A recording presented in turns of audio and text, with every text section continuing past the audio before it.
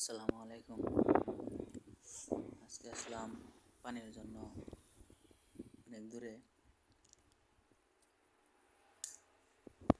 দেখতেছেন পানির বোতল বোঝা যাচ্ছে, সাপ্লাই পানি। সৌদি আরব ভালো একটা সিস্টেম করছে, রাতে রাতে অনেক দেওয়া আছে, যার পানি পিপাসা লাগে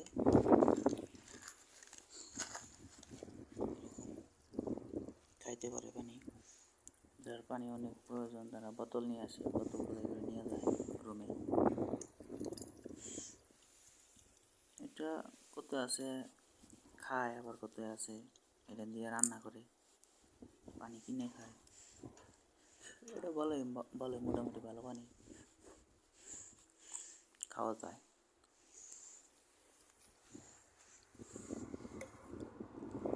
রুমে যাবো চলে,